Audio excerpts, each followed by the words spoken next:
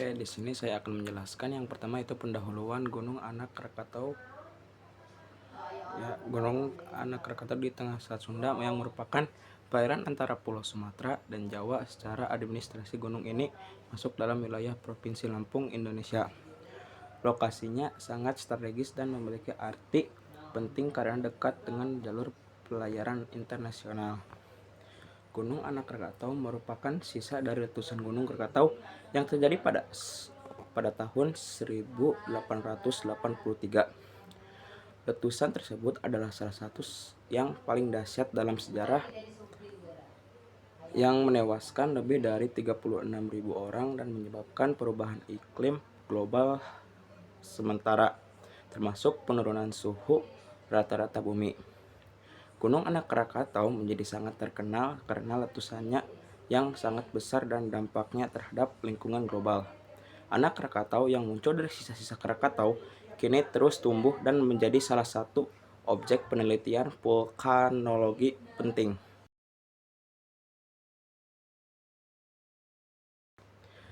Yang kedua, proses terbentuknya Anak Krakatau. Letusan Krakatau pada 27 Agustus 1983 menghancurkan sebagian besar tubuh gunung, menciptakan kaldera bawah laut yang luas. Ledakan ini terdengar hingga 4.800 km jauhnya dan menyebabkan gelombang tsunami setinggi 30 meter. Anak Krakatau muncul pada tahun 1927 dari kaldera yang terbentuk pasca letusan pada tahun 1883. Gunung ini terus tumbuh setiap tahun dengan pertumbuhan rata-rata 5 meter per tahun. Proses ini disebabkan oleh aktivitas vulkanik di bawah permukaan yang secara berkala mendorong material ke atas.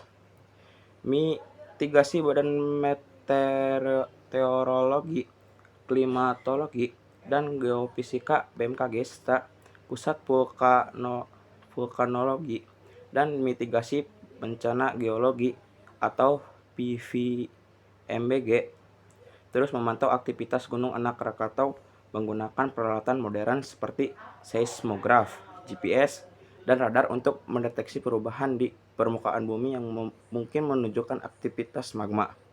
Pemerintah Indonesia telah meningkatkan kesiapsiagaan dengan program edukasi kepada masyarakat yang tinggal di sekitar kawasan rawan bencana. Mereka diajarkan cara evakuasi cepat jika terjadi letusan atau tsunami. Terdapat juga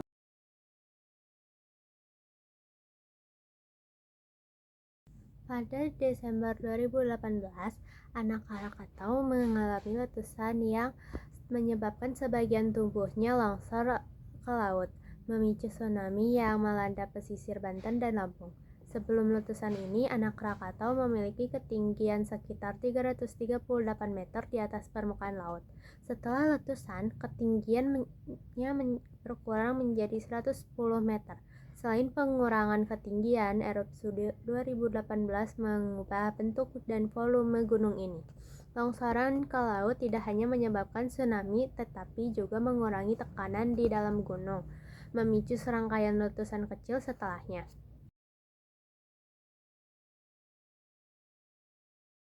Tsunami yang dipicu oleh erupsi dan longsoran Anak Krakatau menghantam pesisir barat Banten dan selatan Lampung, mengakibatkan lebih dari 400 korban jiwa, ribuan orang terluka, serta kerusakan infrastruktur. Tsunami ini datang tanpa peringatan karena tidak disebabkan oleh gempa bumi, melainkan longsoran di bawah laut. Longsoran material vulkanik ke laut mengganggu ekosistem laut di sekitar Krakatau. Endapan abu vulkanik juga memengaruhi kualitas udara dan tanah di kawasan tersebut. Namun dalam jangka panjang, abu vulkanik bisa menyuburkan tanah. Letusan besar gunung berapi seperti Krakatau bisa mempengaruhi iklim dengan mengeluarkan partikel abu dan gas sulfur dioksida ke atmosfer, yang kemudian membentuk aerosol yang memantulkan sinar matahari, sehingga menurunkan suhu global. Pada letusan 1883, fenomena ini terjadi selama beberapa bulan.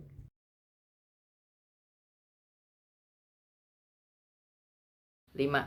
pengamatan dan mitigasi Badan Meteorologi, Klimatologi, dan Geofisika atau BMKG, serta Pusat Vulkanologi dan Mitigasi Bencana Geologi PVMBG terus memantau aktivitas Gunung Anak Krakatau menggunakan peralatan modern seperti seismograf, GPS, dan radar untuk mendeteksi perubahan di permukaan bumi yang mungkin menunjukkan aktivitas magma. Pemerintah Indonesia telah meningkatkan kesiapsiagaan dengan program edukasi kepada masyarakat yang tinggal di sekitar kawasan rawan bencana. Mereka diajarkan cara evakuasi cepat jika terjadi letusan atau tsunami. Terdapat juga rencana pembangunan infrastruktur peringatan dini khususnya untuk tsunami yang diakibatkan oleh aktivitas vulkanik.